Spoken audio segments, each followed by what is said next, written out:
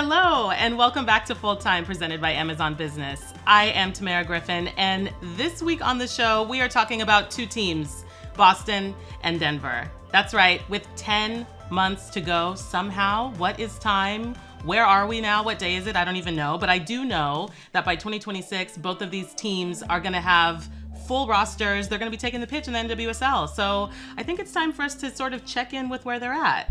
What kind of questions remain? What are we excited about? How have some teams maybe bounced back from maybe not the most ideal introductions into the league? You know what I mean.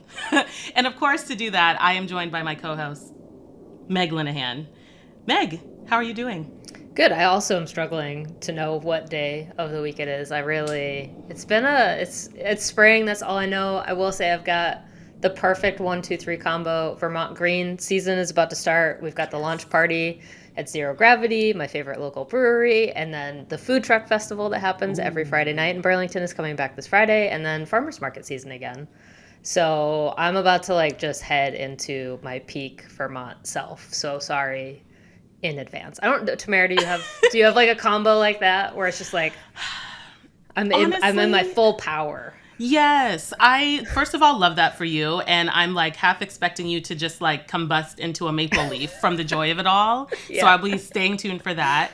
I feel like in the last few years I've been traveling so much that my sense of like seasonal rituals are a bit off.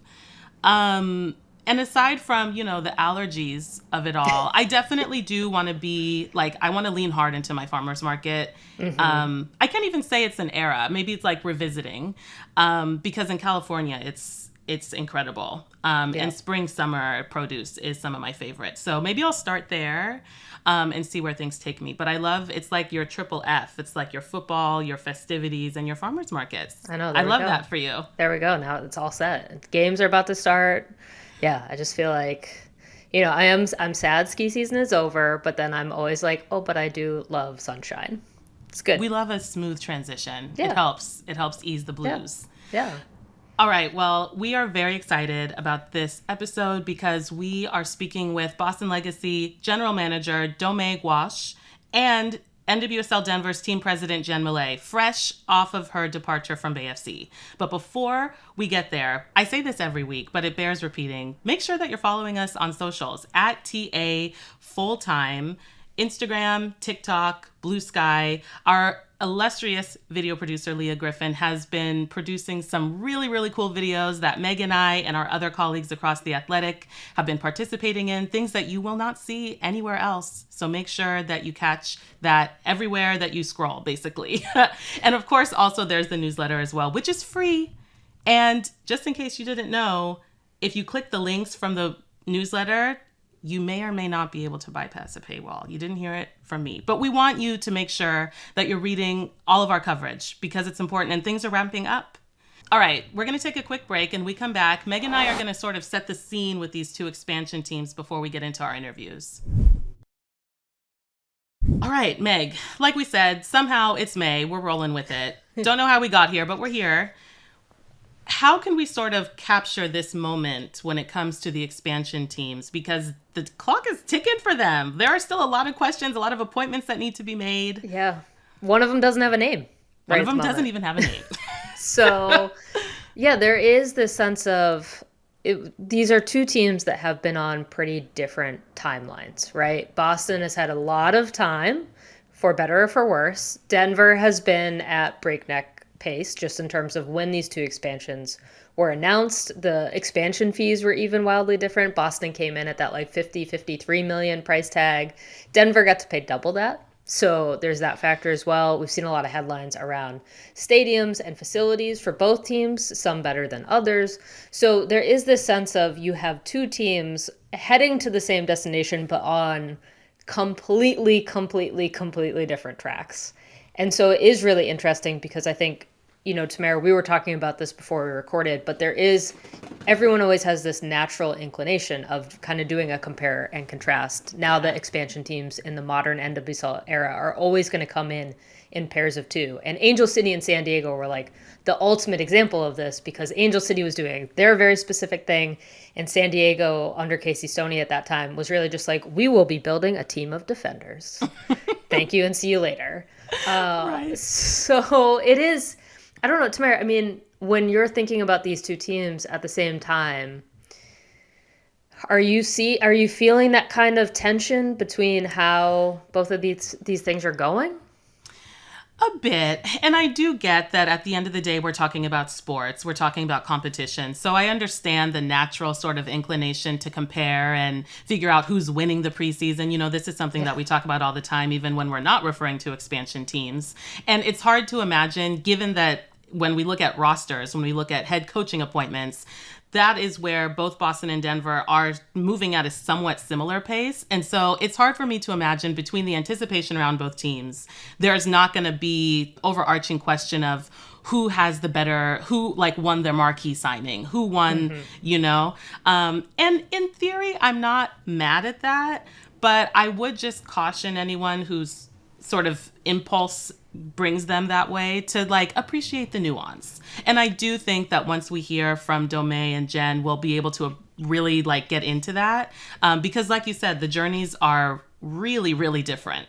I do think it's funny that they both share the color green, but even then it's like different shades of green. It is. And it's I was very happy to see green come into this league from a color point of view. I think, you know, when Austin came into MLS, I always looked at all of their brand stuff and I was like, oh man, this just looks so good. Why hasn't an NWSL team really gone in this direction? So hilariously, both teams were like, okay, green, maybe black. But yeah, I think, Tamerra, maybe it's easier just because I don't think we want to like necessarily weigh ourselves down with like, and then this team has done this, and then this team is.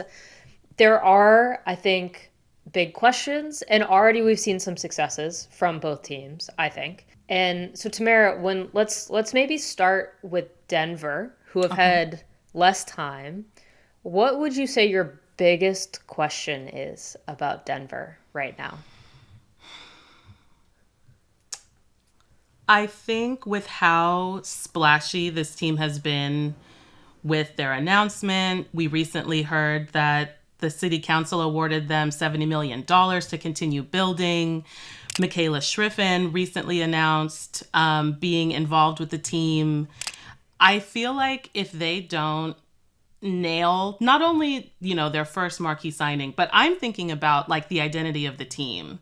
And we've sort of like discussed the pros and cons of being an expansion team and being like very explicit about this is going to be our style of play, which is bold given that all of these players are going to be playing together for the first time this season. But I do still sort of think, and maybe this is just because Colorado has such a strong youth soccer culture, that it's kind of increasing my expectation that whoever they hire as the head coach, however they flesh out sort of their staff, their recruiting staff, their coaching staff, their player ID staff, development, I'm expecting there to be a pretty clear vision from the start. And of course, the fact that Jen Millet is just fresh off of this process with Bay FC, all the more notes that she's going to have in that regard as far as the importance, because Bay FC, as we know, is one of the teams that did come forward with a clear, you know, idea for a plan that had mixed results. Really, really strong. We want to play this way. We want to build a team this way. We want to have a very heavy international presence. Yeah. It was interesting to watch. I don't know how successful it was, but... Yeah. I mean, I appreciate the boldness. I do think that should be rewarded, but you got to back it up at the end of the day. And this, of all leagues, is not the place to not be able to back up what you say. Yes. You know? David Beckham, I don't think would be able to last a single day on NWSL internet. I just want to point that out. That's a complete aside, but just saying. Exactly. But I do think, and this is sort of maybe a way for us to bring Boston into this a little bit, is one way that I've sort of seen the bar continually rise when it comes to expansion teams is around facilities. And of course, stadiums are a big part of that. Again, two very different kinds of stories. When you're discussing land in the Midwest versus land on the East Coast and acquisitions of it and costs of it and the process, again, two very different stories. But Meg, how are you sort of assessing where both teams are at in terms of not just the stadiums, but facilities? And that's beginning to feel like an unofficial prerequisite now as an expansion team. Oh, yeah, like, 100%. You need to have a place to put your team. Yeah, that's always been, I think, where this league has shifted. They've just looked at Kansas City, right, and said, if you don't have some sort of KC-esque plan, okay, that's going to probably not be in your favor in the expansion process. Boston, I think, is really interesting because I don't think we've really heard on the training facility all that much yet. The stadium has obviously been such a public story. I think that is really, for all the questions that I have about Boston still, like that is the number one question of, is the stadium going to be ready for the start of next year? Just because construction never goes according to plan. Yeah. And it is complicated by the fact that it is being built in concert with the city of Boston. And I mean, there's political elements to this as well of just, Mayor Wu backing this very, very much as part of her platform. One of the Kraft sons is going to run against her. There's a lot of moving pieces for Boston. Stadium readiness is my kind of big number one question of, okay, it got across the line, the lawsuit, they won on that front. But now it's just literally a race to the starting line. And I'm worried on that front. Yeah, and I think adding to that with Boston specifically, given the name stuff that sort of started their story, is that when you don't have like a determined, defined home, I imagine that that's going to create additional challenges in terms of generating hype and beginning to create a community around the team, because you need a place, not just for the players, but for the fans. And not just that, but what it means to instill confidence that, this is the right time and that the club has things under control. Of course, there is still a ton of hype around both of these teams, but I think when you're expanding with alongside another team, which is almost always going to be the case, those little things can make the difference between getting eyes and not. And we know that there are so many neutrals in this league on top of that, Yeah. It's not just people who live in these cities. Yeah, I mean, I think the fandom part of this is really interesting just because the NWSL in general, I think, is still a league driven by fandom of players, right? And so when both of these teams are right now in the phase where they don't have a single player, they have to be building the community element of the club. And so, yeah, having a clear plan around stadium. I think Denver also came out of, the For Denver movement, Jordan Angeli being a big part of that. Her, she's already been on the show when Denver was announced. Right. Boston has such a good, deep history of the Boston Breakers and other women's sports, the Fleet in PWHL, women's flag football, rugby, you name it, like Boston has had some relationship to it.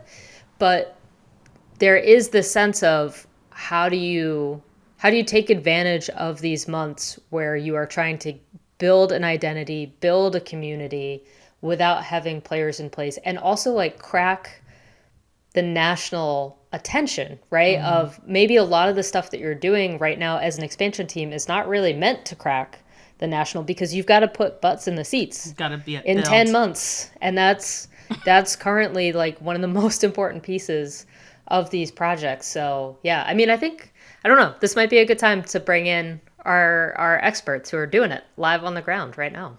Yeah, these are such important and enriching conversations. I know I learned a lot. So let's start with Boston and kick it to their GM, Domènec Guasch.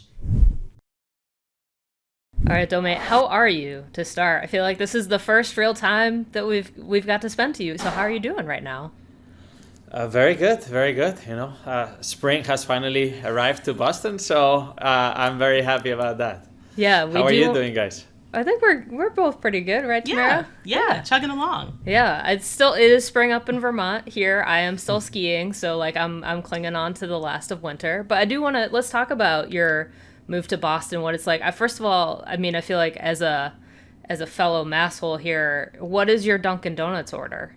We got to start there.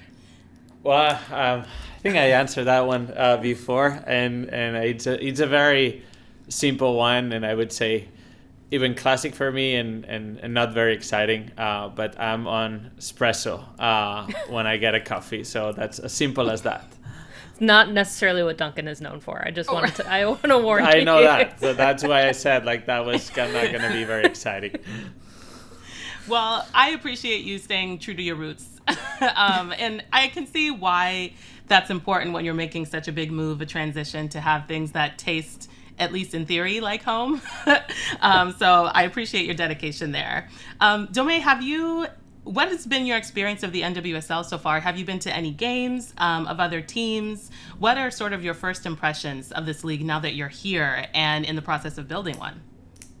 Yeah, honestly, like I think since the league started, it's grown my passion for it, and especially the sentiment of like, hey, we're too far away from starting. I wanted it for us to start tomorrow, right? And yeah, while at the same time, obviously, it's great to not have your own team, because then you can be there and pretty much focus on all the others. And yeah, there's been weekends that I've watched 5 and 6 games, right?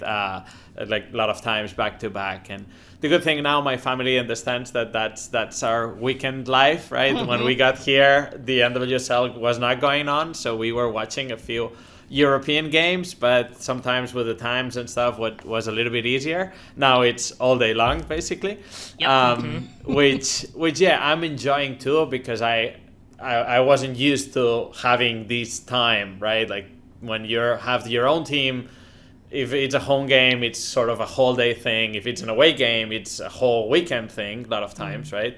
And yeah, like you don't have the same amount of times. Then you try to watch some games afterwards, but yeah, you're just catching up and not really living them the same way, because you're just basically analyzing and doing a job because you already know the score. Sometimes have something at stake, right? Like you want someone to win or lose because you're part of the competition too.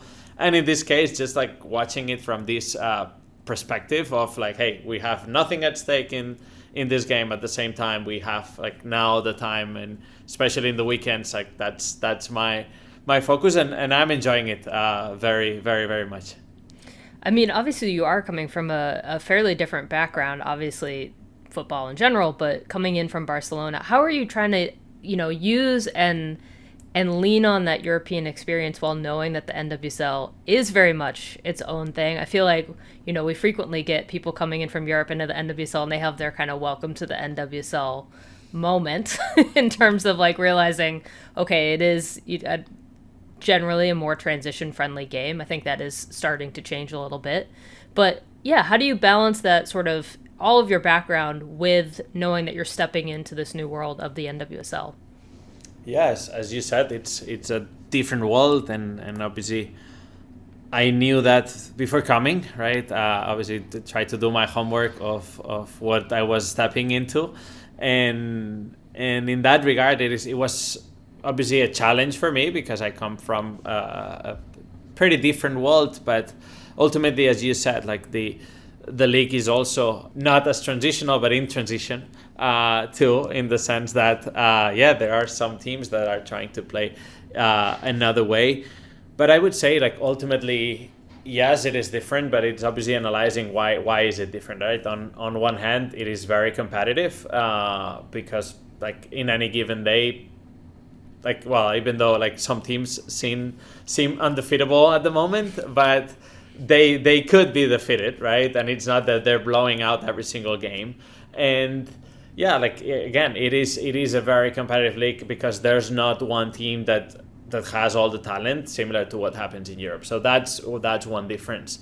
And then obviously it's in the type of game that it's played, and that's mainly because of the type of players, right? Because ultimately they are the ones who own the game, right? And yeah, like obviously coaches have a say and staff members have a say on what we want to build or not want to build towards, but ultimately the players will determine that, right? And perhaps historically there was more on focus on, hey, the more physical players, right? That not necessarily were as technical.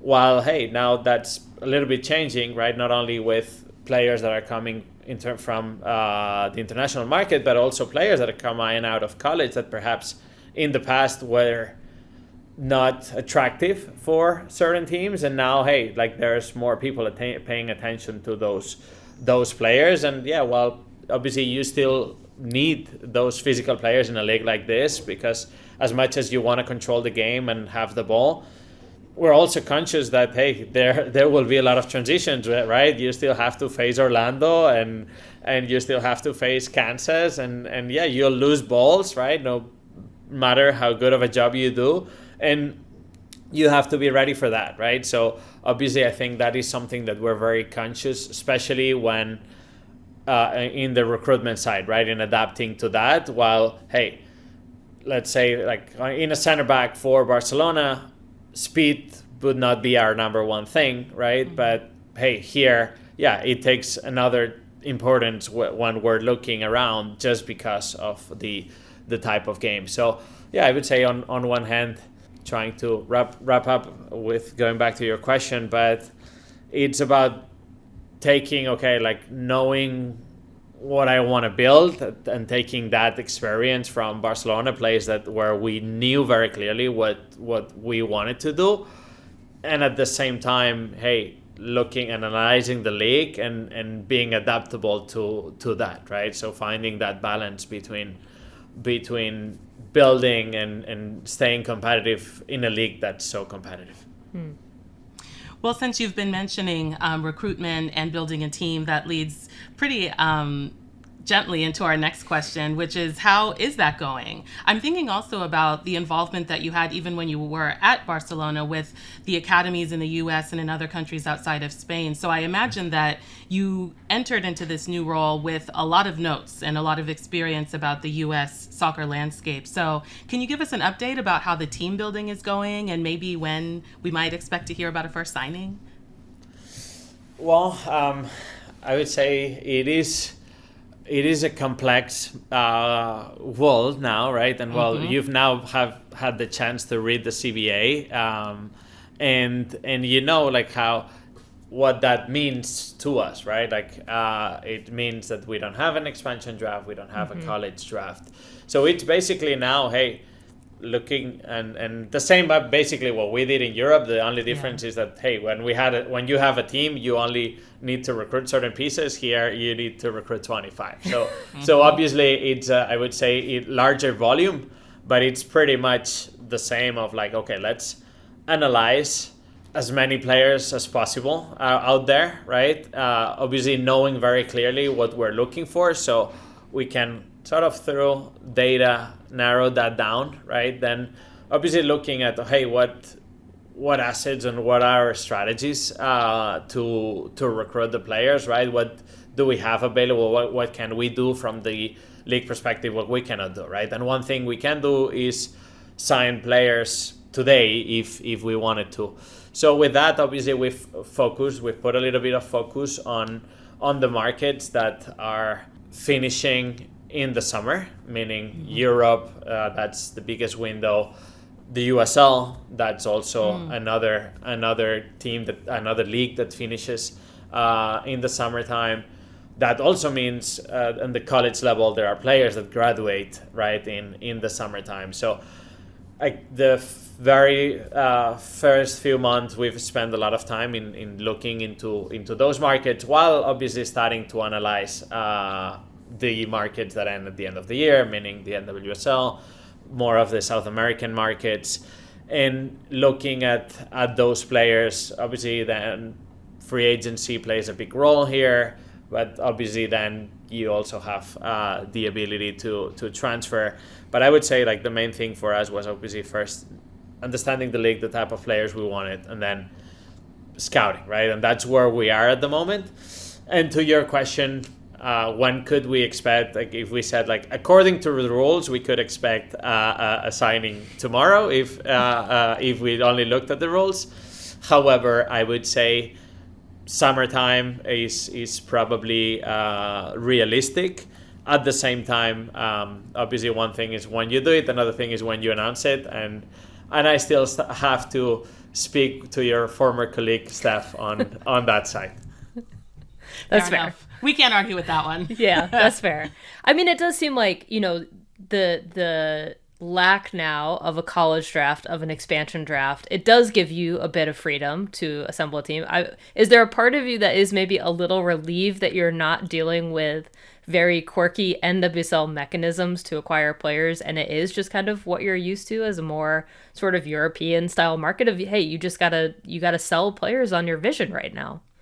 Correct. Yeah. Like, honestly, I wouldn't say relief, because when I was coming into this, I knew that it was going to be this way, sort of. So I never put myself in the other situation. It's the way we've been doing it, right? And ultimately, I think it will be best for the league, right, that it is that way, because it will just push everybody to do better, right, and provide better infrastructure, better resources for the players, because that's your chance to attracting them, right? And yeah, that will naturally raise those standards, and in that regard, I'm happy that it is this way, even though it makes it a little bit more complex for us, in the sense that, yeah, definitely would be easier if we only had to look at the 14 teams and say, okay, what's the unprotected player on each team that we want? And we, instead of analyzing thousands of players, we would have to analyze, obviously, a much more narrow list.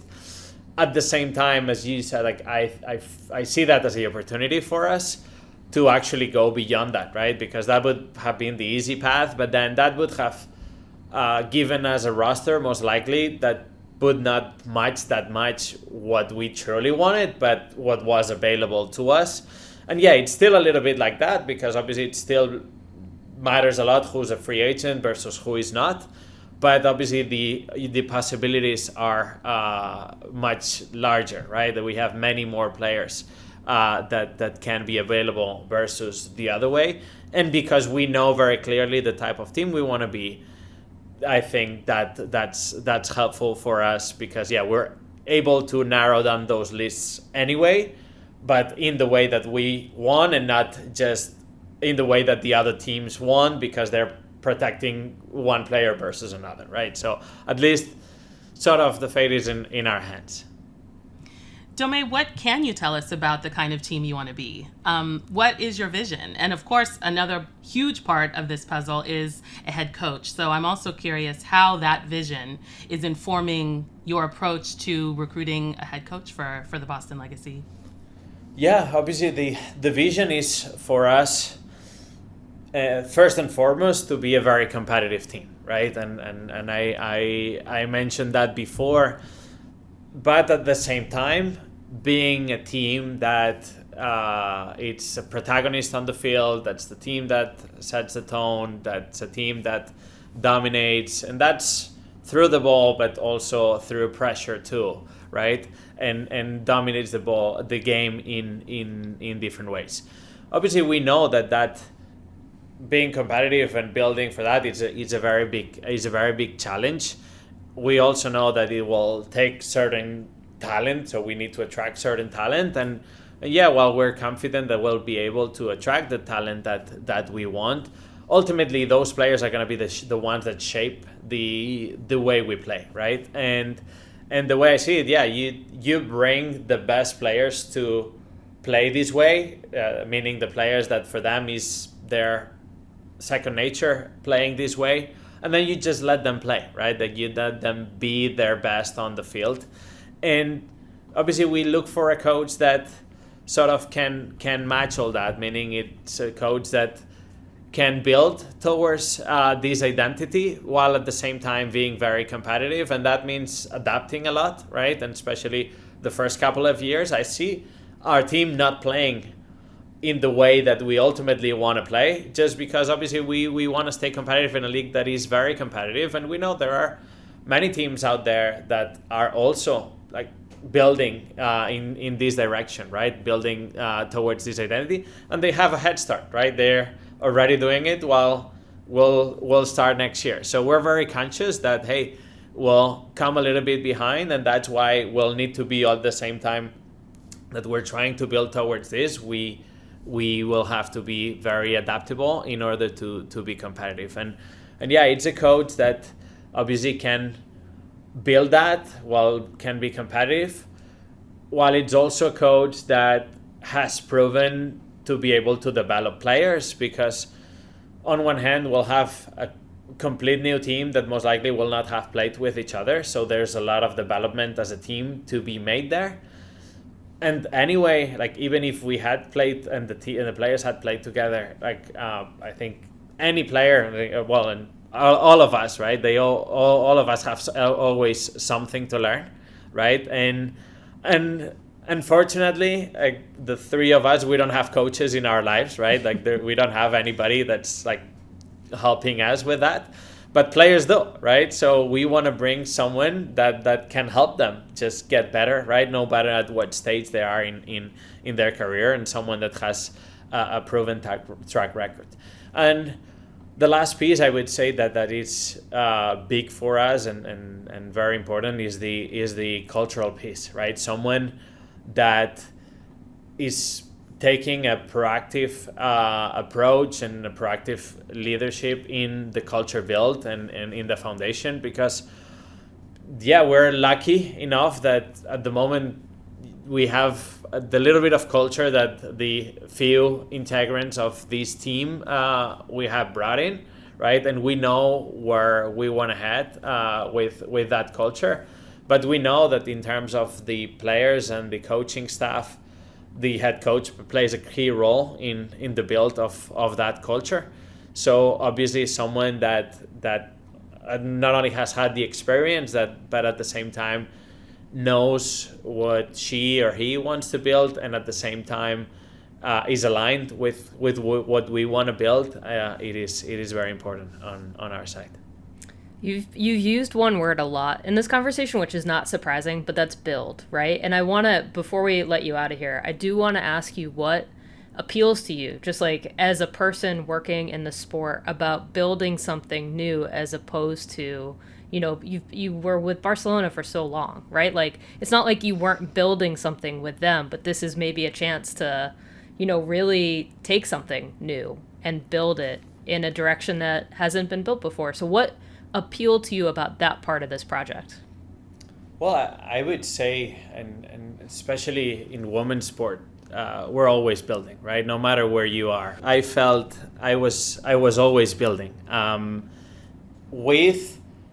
would say with the hard part of having a very solid structure, a lot of people involved, and then how hard it is when you're trying to change and to build with something that's so established and involves so many people. So to me, it was definitely very attractive. Like, that's one of the reasons why I made this step, right? Coming from Barcelona to here, the fact that was able to start from zero, right? Well, there is a lot of work to be made. There's a lot of risk too, because you need to bring in a lot of people.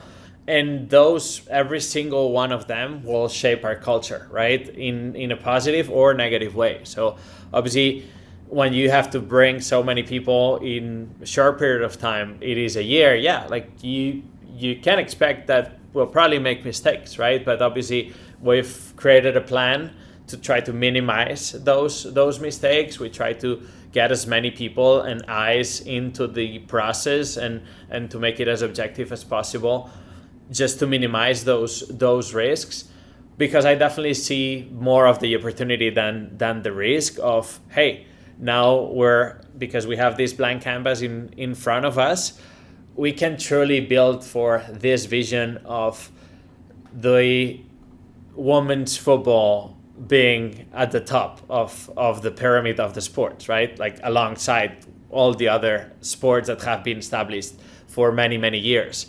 Well, it is hard. Like, I come honestly, like, while we did great things at Barcelona, ultimately it was a men's football club, right? That was the number one thing.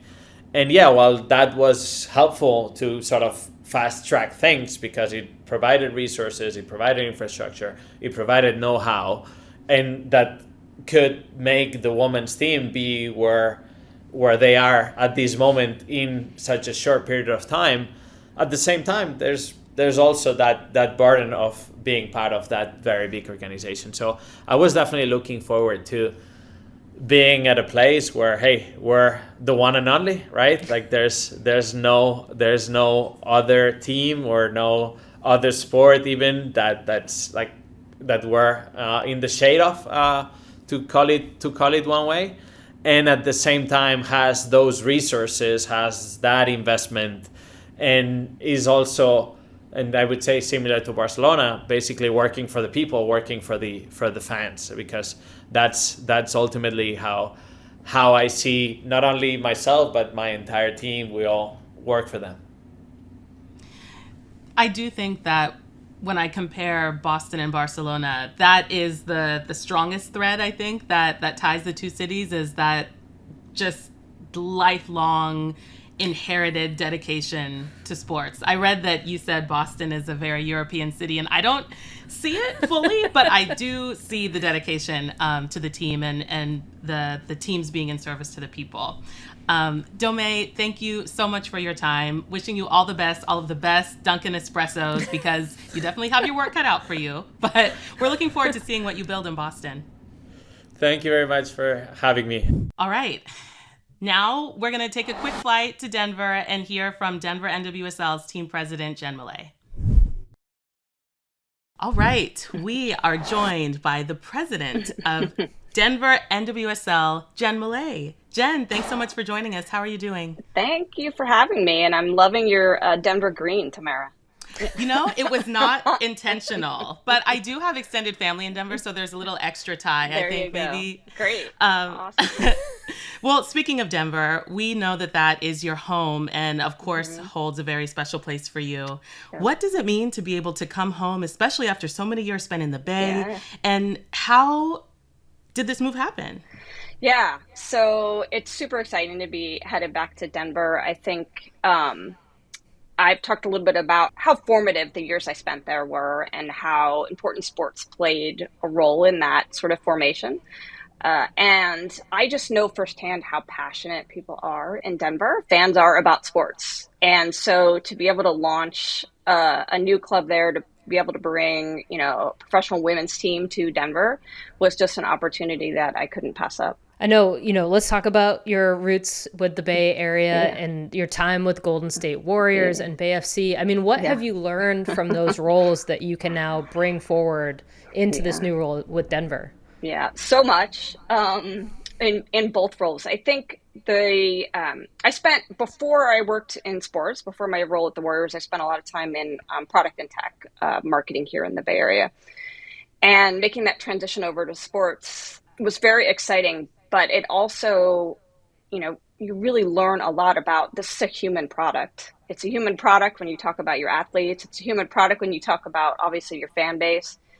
And putting people first is at the forefront of all of that. And I think there's so much passion around a sports product. And I think for the business side of an organization, you really have to keep the business team focused on their controllables, right? So how do we set everybody up for success? How do we create an amazing experience for fans and draw out a connection to a club or a team?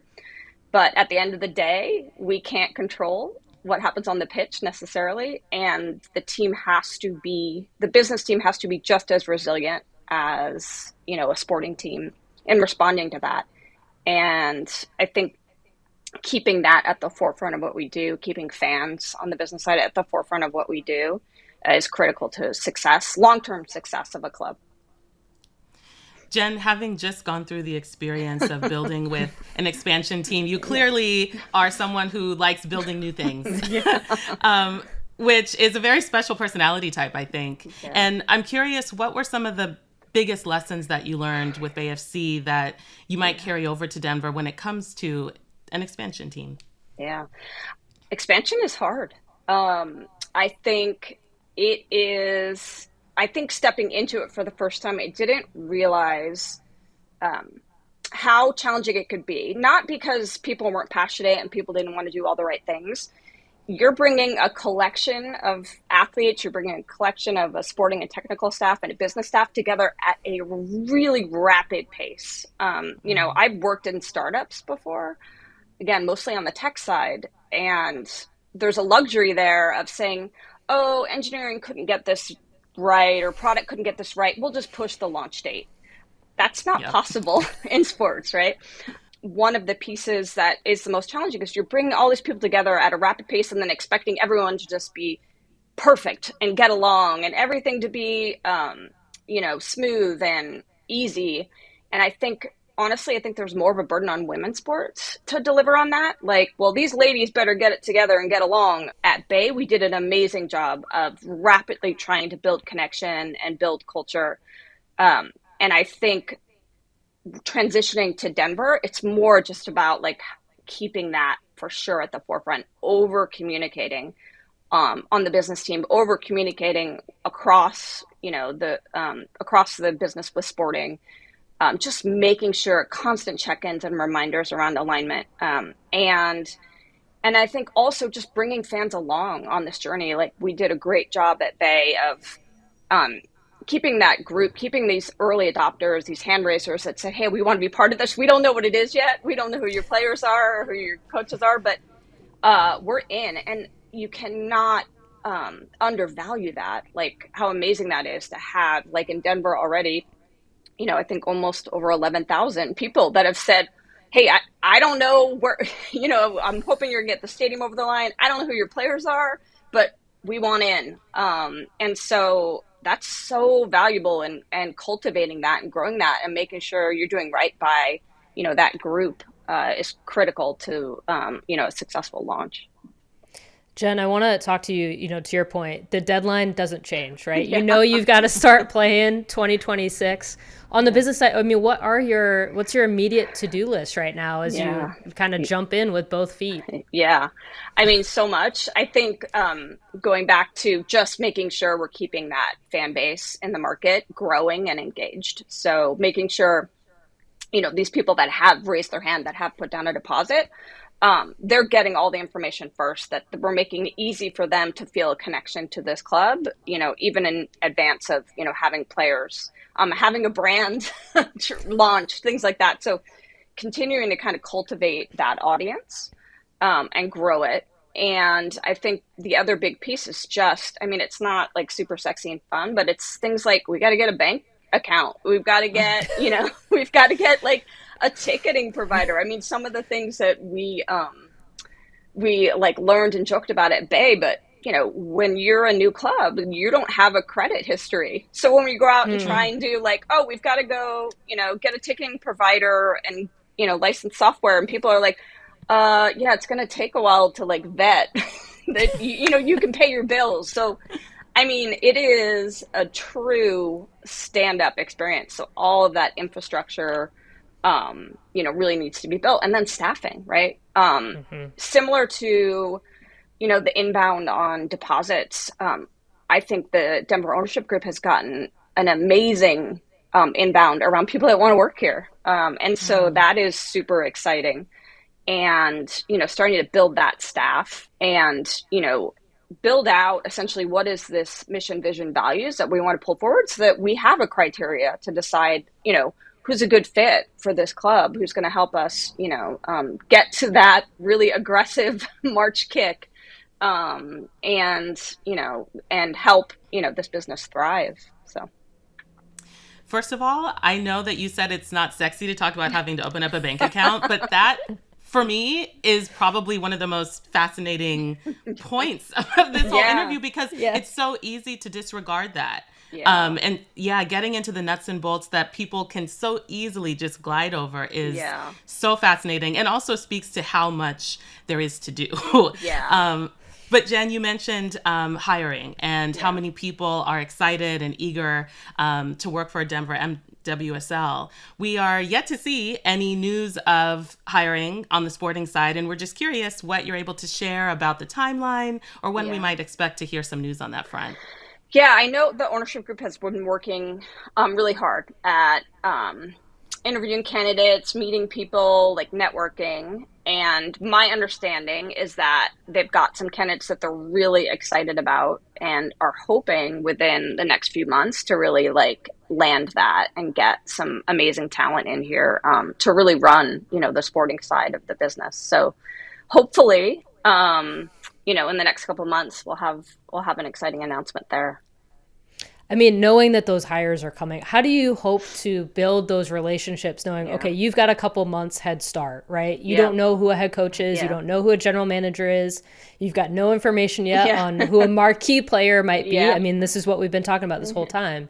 So how do you get started on the work that you need to do while knowing all of those pieces are going to come into place after you've already gotten started? I think starting to, again, pull from the learnings we had at Bay around how I can help, a GM be successful in launching the role. And so some of that is tied to like all of the things that I understand that our athletes are going to need. You know, they're going to need support relocating to Denver. Yep. For a lot of them. They're going to need potentially support with international visas. They're going to need support with like housing, and then just the softer things that I think we did a really good job at Bay of like, how do we welcome these athletes to the market and make them feel like Denver, you know, is a home. And so some of that is stuff like just like, you know, giving them an awareness of here's the general area, here's how to think about neighborhoods, here's like restaurant tips. Like we just sort of like really tried to make sure that, you know, these athletes could build, you know, the environment they need to be successful in the market. And again, that comes back to like expansion. Like some of these athletes and players will know each other. Some of them, you know, are going to be meeting for the first time. And so you have to help create an environment, where they get to know each other as people and not just teammates on the pitch, right? Because that goes a long way. And so knowing that I have a little bit of a head start, and depending, right, whether, you know, this GM comes from NWSL or, you know, comes internationally, I can fill in the gaps a little bit on, you know, helping them set up to be successful around all of those things around player recruitment, and player sort of like welcoming are like a big piece of it. And I do think in the absence of having, you know, names of a head coach, a GM, a marquee player, in terms of being able to keep that excitement and anticipation sort of brewing while you figure out those things and continue the hiring process. One thing that I have seen in the past often helps is, you know, the announcement of a team name, colors, identity, philosophy. That way people have something to kind of latch on to. What can you tell us about where you are in that journey? Yeah, that's soon. So I think the ownership group has done an amazing job pulling together, working with designers, working on just like a color palette, working on a brand ID. And I think that's pretty close. And we should see something again within the next month of that rollout. And I think ownership is excited. So technically I start May 20th. So I'm I'm moonlighting right now. So I'm working with Bay, you know, for the next few weeks, but they'll pass me stuff to look at and say, hey, what do you think of this? Or, you know, this is what the designer has come up with. Those pieces are really exciting. I love the direction that they're going. I love how the identity really draws in Denver and sort of all of Colorado. And I expect that when, you know, that's rolled out, there'll be a bigger announce and sort of celebration around it. Jen, maybe taking a step back a little bit, you know, I remember reading the press release from Denver announcing your hire, and Rob Cohen, I think, had a really great quote about you that, like, we might as well, we'll give you your flowers live here, of Jen's understanding of soccer, building world-class brands, ability to engage the community, and passion for creating a culture of excellence made her the ideal fit to run our club. I want to talk to you about the two first things on that list of your understanding of soccer and building world-class brands, because I think that is such an interesting thing that we've seen in the NWSL of people trying to build brands alongside actually running a soccer club. Yeah. And can you talk us through your philosophy of how you do both of those things without losing sight of the other one? I think that the big piece for that I noted coming into NWSL was, you know, kudos to like everyone that's come before that has put effort and energy into, you know, building out these franchises, building out these fan audiences and experiences. I sort of came in and when we were launching at Bay, said this can be even bigger. When we talk about the universe of an addressable audience for this sport, it is, I feel like every time we looked at a demographic of like, oh, this is who a women's soccer fan is, if it sat there for a minute, it was too old, right? And that was the assumption, right, that I feel like I brought into the business of like, we can go bigger. Let's value those early adopters that have been behind this sport for, you know, decades. But how do we build on top of that and make sure that this is a sport that is attractive to, and it is, that's the thing, you just need to get people in front of it, that is attractive to a much larger audience and demographic. And so I think that is, in some sense, you know, an ambitious assumption, but I feel like we've seen in the league over the last 2 years, it's proven to be true. And I think when we talk about building a world-class organization, it's like, how do we attract talent that like believes that out of the gate? Because I think there's a certain connection you have, whether that's with like players and athletes, whether that's with staff that you're talking to, that you kind of get it. And you're locked on it, and you're not trying to sell them on an opportunity. They're like, oh no, I get the opportunity. This is about taking something really to this next level. And when you have talent, you know, that you've got in your organization that believes that, and you're not constantly trying to like get their buy-in on it, it's super meaningful and to your business impacts. And it's super meaningful, I think, for your athletes and your players who feel like invested in a really significant way. And I think at Bay, you know, the team has done a great job of like making sure our athletes feel like you're a premier talent that really needs to be recognized for that. And it's just been really meaningful. And I think translating that into a new club, into a market where, again, fans are lining up to participate in this is incredible. And so the goal really is, how do you continue to build on that, make the right decisions that grow that circle, and make it an attractive place, you know, for business staff, but for athletes to come to. That makes a lot of sense. I mean, the people who are showing up don't need to be convinced about what the potential is. So I can see how it just saves time to bring in people who are already at that level, and then you can just go further. Yep.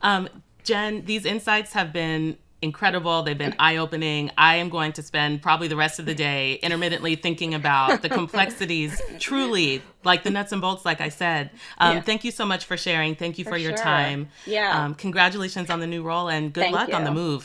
Thank you. Thank you guys so much. All right. Aside, Meg, from the revelation of the work of opening bank accounts, I'm still not over it. What stood out the most for you between those two conversations as we talk about expansion? Yeah, I mean, I do think after we've had conversation with both teams, Boston is a little bit ahead of the game on the sporting side as it stands right now. And that doesn't necessarily mean anything in 10 months' time. But, you know, when we think about when the transfer window opens at the start of July, Boston thinking about potentially signing players and then loaning, right? Like, I think there is a real plan in place. Domènec has been able to watch the league from that point of view. And to be fair, Jen, right, who is more concerned with the building of a team and not necessarily the building of a roster. I do think even just, I don't know. I think if you're new to this league and you're seeing, okay, what's working in Kansas City, Orlando, all of these places versus maybe some of the struggles at a Chicago or, you know, any of these other sort of bottom teams in the league, you at least are getting this blueprint as to, okay, here's maybe things to avoid, here's things to emulate, what do we want to do that will make us stand out. But yeah, from a sporting point of view, I'm honestly just really curious to see how these teams are going to recruit and what they're going to sell to players in terms of facilities, in terms of plans. Totally. It was great to hear Domènec talk about what specifically drew him to this role, the fact that this women's team is going to be at the center of, it is the club, not having to play second fiddle, which is crazy to hear from someone who was involved with Barcelona women's, but it also makes total sense. Yeah. And I can feel the resistance happening, but I have to get this off my chest. Hearing what you just said, Meg, about Boston having a bit of a leg up on the sporting side makes me wonder, and I mean, that plus Denver having the experience of Jen Millet, this huge investment, they're already bringing these sort of celebrity signings, both in the ownership group as well. It makes me wonder if this might be a version of San Diego Angel City, where maybe Boston is more focused on what happens on the field first and will build out from there, you know, building off the back of the success of the club, hopefully, for them. Meanwhile, Denver is maybe thinking about things more from a top-down business branding. We're creating, I know you hate when we call it movement, so I'll avoid that, but you get where I'm going with that. Yeah. Does that sound unhinged? I mean, no, yes and no, because I do think, and probably everyone from the Boston front office listening to this podcast is going to hate when I finally use the words too many balls, right? But like the start to Boston of their journey as a team in some ways has allowed them to move in silence on the sporting side because it has sucked up so much attention. And so like it's still not great, but there is maybe one little blessing in disguise that it has allowed them to maybe start thinking about things under the radar a little bit because everybody's attention is in this other spot.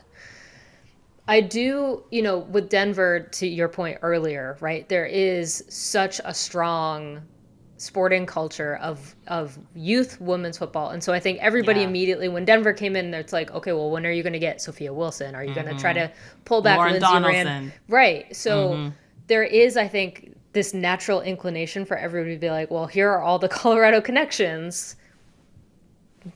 When's the first signing, right? Yeah. And so that's a very interesting pressure. And I guess the question is, how much do you want to give into that pressure? How much do you want to sidestep it on Denver's behalf? And yeah, I mean, these are two teams. I don't know. I'm kind of fascinated by where these teams are right now because we know a lot and yet we know honestly absolutely nothing about them. It's so true. It's going to make every update henceforth feel massive. And I do think, that first marquee signing and the head coach are two of the most, high profile, public facing indicators really of where a club can be going. I also sort of wonder, I doubt this will factor into, decisions too much, but with that also comes opportunities to make history. And so it makes me wonder with the marquee signing, is it going to be, the highest paid? Is it going to be the first female head coach to, Right. Like there's opportunities for that too. And those are easy in like, honestly, a DEI sense, easy grabs because the quality and the qualifications are there, but they're also easy in terms of making headlines. But of course you can't just do things for the headlines. You got to get results. You have to build a team. Yeah. And I think this is a bit of my own recency bias, given the recent conversations that we've had about coaching diversity in the league or lack thereof. It's sort of in the back of my mind. Yeah, I think that's going to be an unavoidable conversation. And just in terms of who's currently like on the market from that's really tough because I feel like the market for name coaches is always so small. And that's why, to Lisa Cole's point on the previous episode, like you do see names just kind of flipping around from team to team. But I think there is a real chance here for both teams to explore just the depth of the coaching pool right at the moment within the NWSL. I mean, again, it really depends on do these assistant coaches want another shot or their first shot at a head coaching spot. But I mean, I don't know. I'd be curious. Like, for Boston, you want to talk about the kind of pressure of a relationship that previously exists, but Katie Schepfer has been very much ensconced in the youth national system of the U.S. Women's National Team, former Boston Breaker, potentially a name that it's like, you could at least have a conversation with her, not going to lie. But yeah, I think that's going to be something to watch for. And just, again, like, I don't know if the final name always has to be a woman. It's just, are they getting the looks and are they getting the mechanisms to be a part of that final list? That's still the biggest question for me. Totally. And even the question of, hiring someone from the US versus pulling from Europe, which is another, I can't even call it a trend because that's always been happening in this league, but it takes on, renewed interest every time it happens and the landscape changes underneath. So we have to keep talking about it. But Totally. Meg, okay, on the subject of expansion, it's barely a game. It's more of like an out loud brainstorm, maybe with a little bit of salt spice to it. Okay. When you think about expansion teams of yesteryear and how teams have sort of handled this phase, this like very important phase that they're in, let's share our one do and one don't based on what we've seen. Because we're trying to grow the game too. And it helps to sort of share some unsolicited feedback. I do think, I mean, maybe, and this goes back to what we've been saying earlier, Bay FC coming into this league and having such like a firm sense of how they were going to play and being very vocal about it and like the way that they went about their signings I don't know why I didn't like it, but it really didn't work for me because also I just think it's so hard to control that first year where you have a whole roster coming together that's learning how to play together that is probably not going to be very good from the jump just because all you've had is a preseason.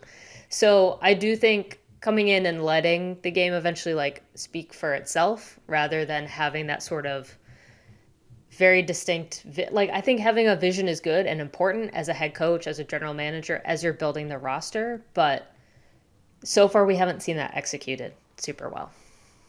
Yeah, that's real. You need to be realistic in these things and allow fans to sort of set their expectations accordingly.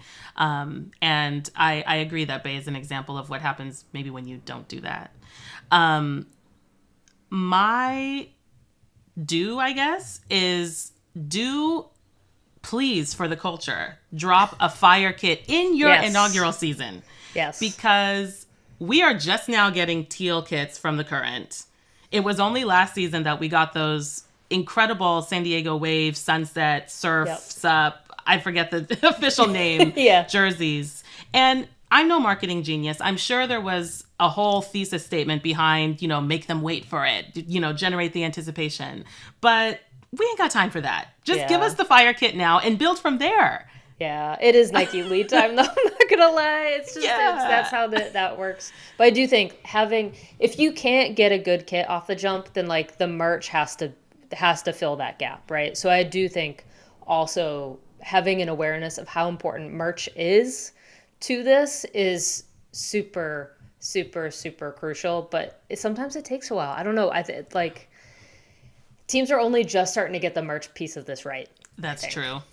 It's not just an expansion team problem. Okay, in terms of my do, I will say having a marquee player that you can tie to your community. I mean, Orlando, even going back to Orlando or San Diego, Alex Morgan has been this player a couple of times now. Right. But it does, and to be fair, Alex Morgan name level is just kind of in its own category. But we have seen that kind of immediate response. Kristen Press going to Angel City, right?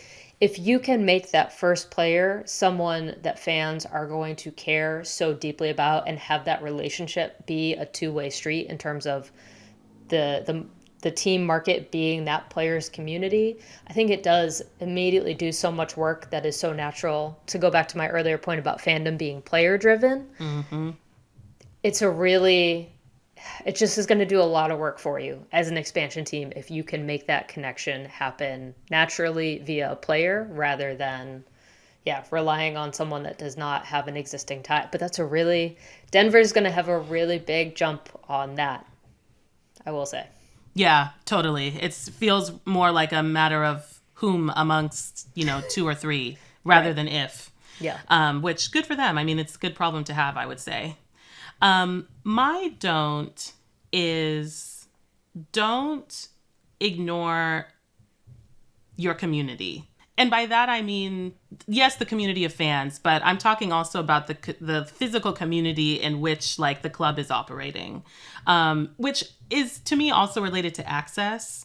I think that you have to make the game accessible to everyone, not just who you're perceived notion or image of the fan that you want, but the people who have never watched a soccer game before, people who come from underserved backgrounds, who maybe live not that far of a distance from where the stadium is going to be. I think that the more teams that we see, the louder that sort of gap or the louder those decisions are going to feel. And especially when we're talking about facilities and we've seen pushback from different communities. I remember even when the Current were building their stadium, there were questions about housing equity there. So I would say don't ignore your community because they are the ones who could potentially be in it for the long haul. Those are the ones who will become like generational fans potentially. I would like to see that become more normalized. There are some clubs, of course, who do it better than others. I loved what Angel City did with their patches a couple of seasons ago. Yep. But even going beyond that, I think is really important. Totally agree. All right. Well, we're staying tuned. We're keeping the popcorn popped. We are on call in case there happens to be a decision made that may require an emergency pod. Who knows? But I'm ready for it because we're now entering that sort of phase of expansion where I think there's going to be a lot of surprises afoot. Wouldn't you say, Meg? Yeah, we're definitely in. It's always crazy news time in the NWSL, but we're really in it to win it at this point with how much stuff is about to go down for both of these teams between crest launches, name launches for Denver, hires, signings. There's a lot to happen. So yeah, especially considering free agency opens July 1st. It's going to be the summer of, not in the U.S. tournaments for women, but there's going to be a lot to keep up with. But don't worry, we got you. And in addition to having you here on this very podcast, did you know that The Athletic has partnered with Yahoo Sports to deliver the best coverage of women's sports? If not, make sure you check out the Women's Sports Hub at sports.yahoo.com/women-sports. Still haven't memorized it, but it's rolling off the tongue a little bit better, I think. But don't worry, that link is also in the show notes. And that's our show. This has been Full Time, and my name is Tamerra Griffin. I will be probably scheduling my next few farmers market visits, maybe design some menus around them on Instagram and Blue Sky. Yes, you will. I'm sure if you want to follow my ridiculous Vermont adventures, you can find me on Instagram and Blue Sky as well. And don't forget, you can follow the show at TA Fulltime on all of those same social media platforms. You can also watch full episodes on YouTube if you so desire. I'm so fascinated by that demo, but I'm so grateful to you all for watching our show on YouTube. This show is not possible without podcast producer Theo Lloyd Hughes, video producer Leah Griffin, and executive producer Emily Olson. Thank you as always for listening, and we will see you soon.